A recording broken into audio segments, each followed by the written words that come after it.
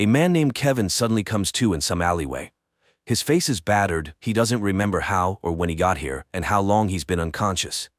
Suddenly, he sees a stranger in front of him who introduces himself as Benefactor.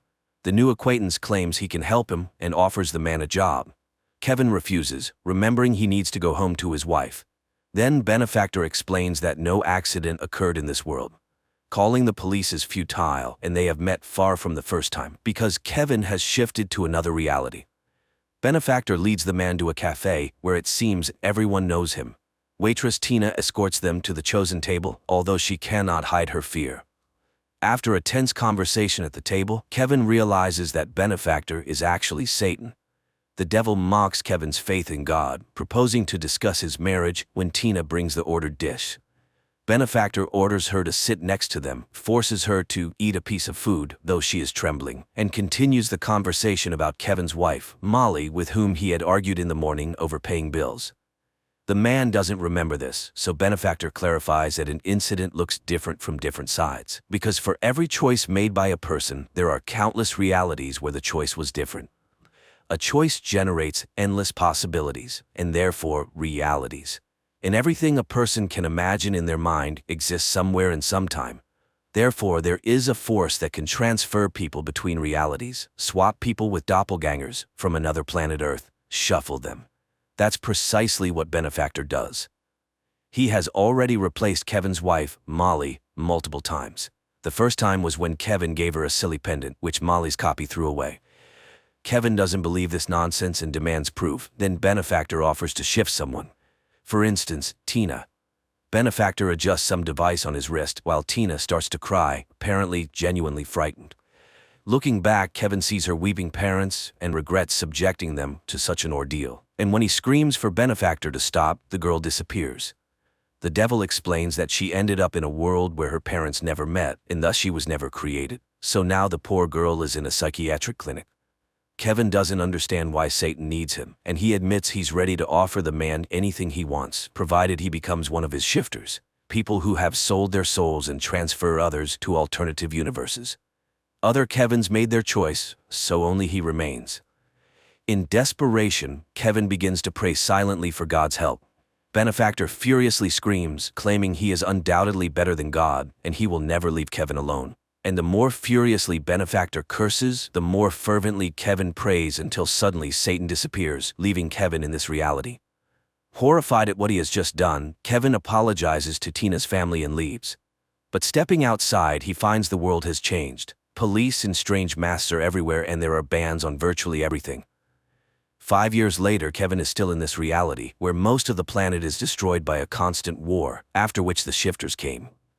At first they operated secretly, moving between alternative universes and expelling everyone who was inconvenient to the totalitarian regime. Billions of people disappeared, but then came Benefactor, who took away people's hope and faith. This is where he wanted to recruit helpers until Kevin arrived. It was after that illegal prayer that he was declared wanted as Kevin, who refused to work for the devil. After that, Benefactor tried 7 times to make him accept the offered terms, but Kevin consistently refused, enduring physical torments for it. Kevin bandages his numerous abrasions, listening to the Vika Theater advertisement, where anyone can see their doppelganger from another reality, and pondering rumors that the shifters have left this world. No one knows who the shifters are, as they freely walk between worlds and can take any appearance. Kevin's great desire was to obtain their devices for moving between universes, which they wore on their wrists, because then he would have the opportunity to return to his own world. Meanwhile, he goes to work, where he has only one friend, Gabriel. After work, the man goes to the city gray slums, where the majority of the population lives. People here have nothing, not even hope. Kevin tries to do what he can and help whomever he can. The Holy Scripture is banned, but Kevin memorizes as much of the Bible as possible and distributes it through his friend Gabriel. And he constantly remembers his wife and the birth of his son. But all happy dreams about them end in a nightmare. One day, Gabriel wonders if it was worth expelling Benefactor like that, if Kevin never received any divine assistance. Maybe there was never a God. Kevin reminds him of the scripture pages, but he doesn't believe in the possibility of a coming. After such a conversation, Kevin goes to the Vika Theater, whose owner he knows. Russo has been unsuccessfully searching for his lost cat for a long time and is not very happy about the man's arrival, but still allows him to participate in the session. People used to simply want to see themselves happy and came here to forget the bad, but now everyone orders a reality for viewing where they are humiliated and beaten even more than in real life on this planet. Russo doesn't control the visions, he just turns on the equipment. This time he hands Kevin the remote, warning him that his visions are limited by the number of his doppelgangers. And the man starts the session, hoping to see his Molly. He sees himself as a gangster, then a lover, a prisoner, an alcoholic, and suddenly Molly appears on the screen. Kevin jumps up and the session immediately ends. Russo doesn't believe he managed to find his wife, but he still sets a new session time. The man leaves and finds himself in a crowd restrained by police.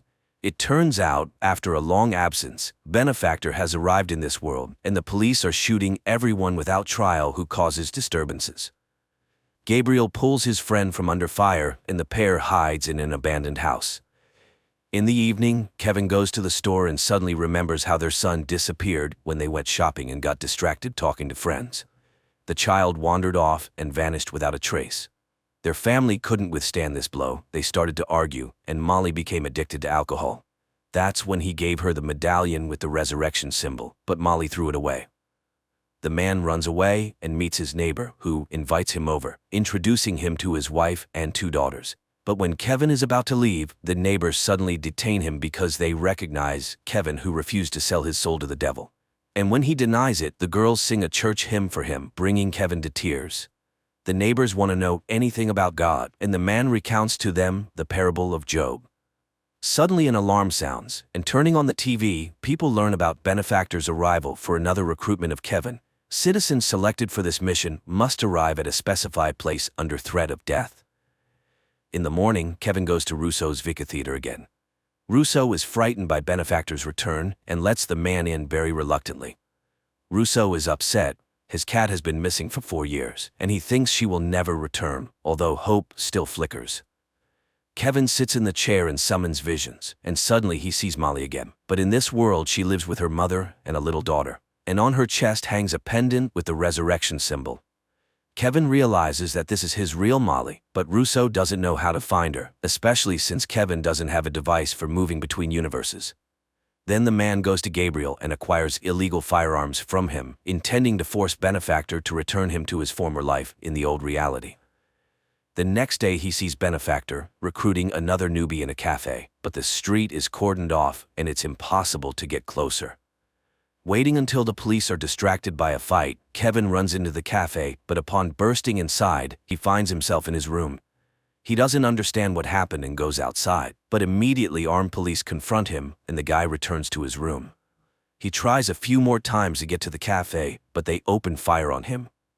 In despair, Kevin throws away the gun and turns to God, but instead, Benefactor and Gabriel, who denies knowing Kevin, appear in the room. Satan mocks the foolish man who entrusts his writings to some coward.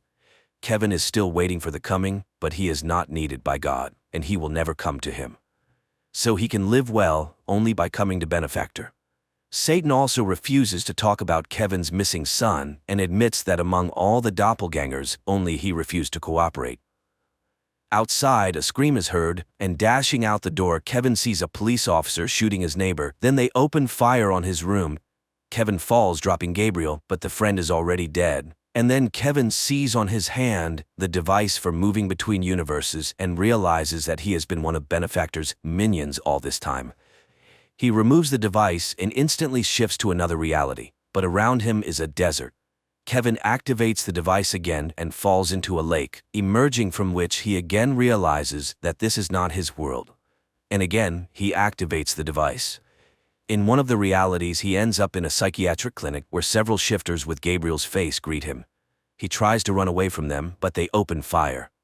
Kevin hides, and in one of the rooms, he suddenly sees Tina, who recognizes the man and asks to be returned home to her family.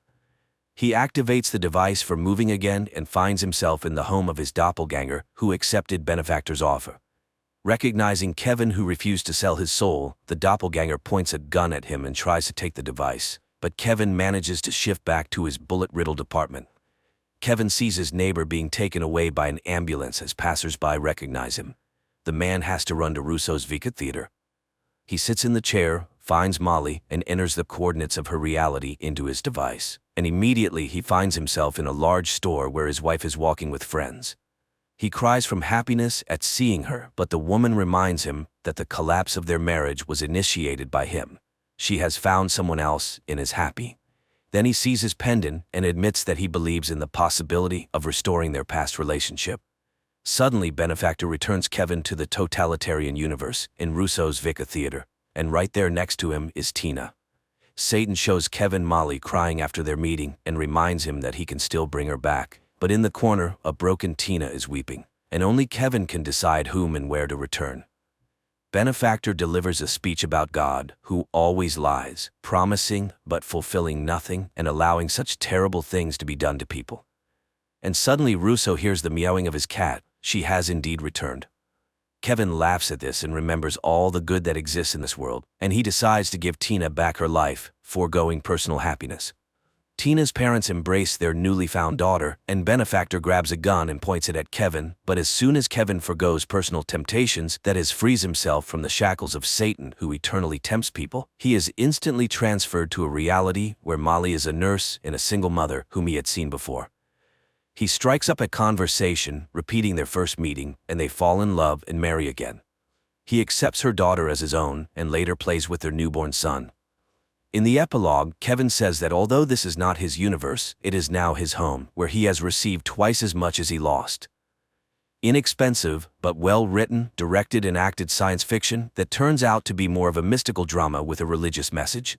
The film is full of allusions to the Bible and direct quotes from the Book of Job, and the conclusion is made in the spirit of this parable. But who said that hope is a bad thing?